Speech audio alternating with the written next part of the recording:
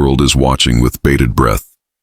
Tensions between Israel and Iran have now erupted into a direct military conflict, something many feared, but few truly expected this soon. Just days ago, on June 13, 2025, Israel launched a series of coordinated airstrikes against suspected Iranian military and nuclear sites. These targets included key IRGC command centers, weapons depots, and missile launch platforms across central and western Iran.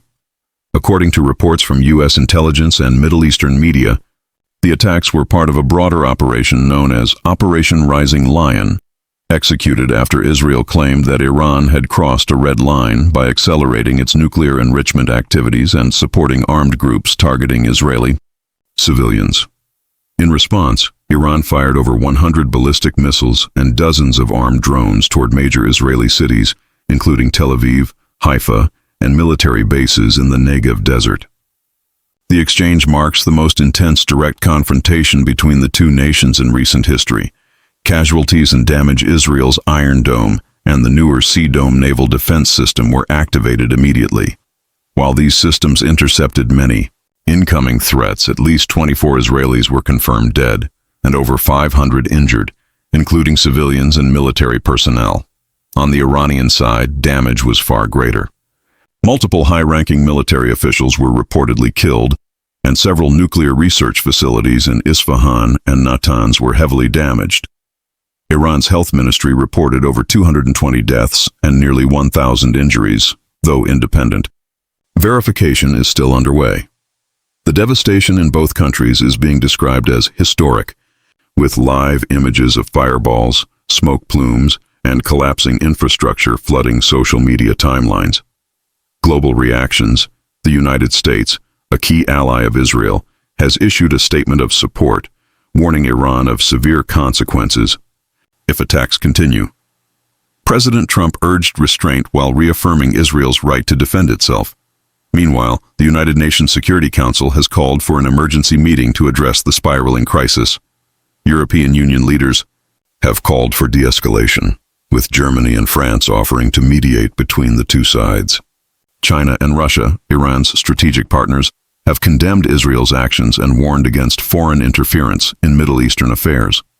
Oil prices surged by nearly 12% overnight, and global stock markets reacted with panic, signaling fears of a wider regional war that could disrupt global trade and energy supplies.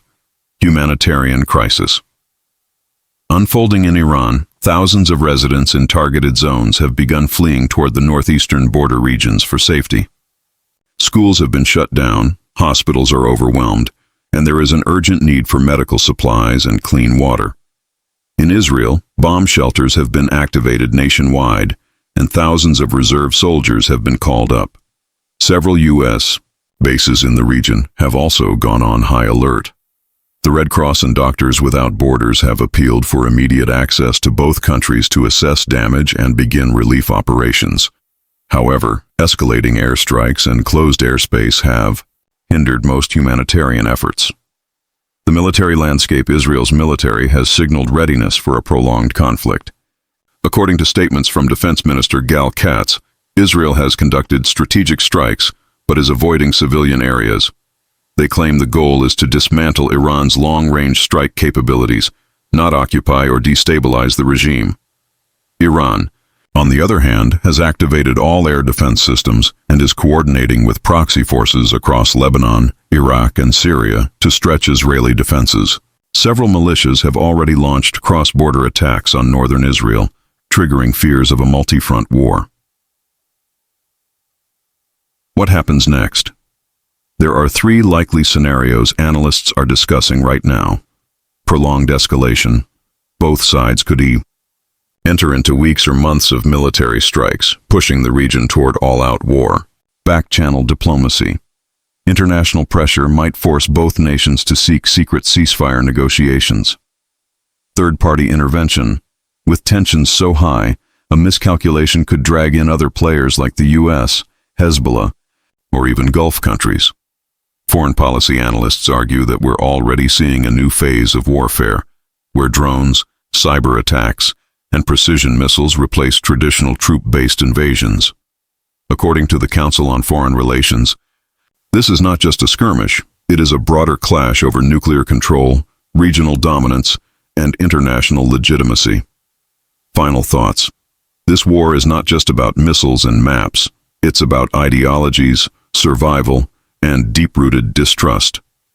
The days ahead are uncertain, and the world hopes for diplomacy, but must prepare for escalation. Call to action. If this video helped you understand the gravity of the situation, please like, subscribe, and comment below. Tell us, do you believe this conflict will spiral into a full-blown war? Or is a ceasefire still possible through global pressure?